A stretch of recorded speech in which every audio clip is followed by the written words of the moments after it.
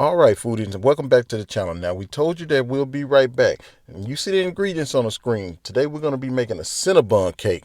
It's quick, easy, and most importantly, it's delicious.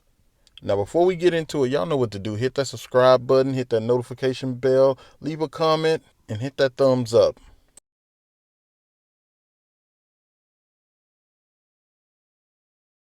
And now that we got all that out of the way, I'm done talking. Let's make this Cinnabon cake.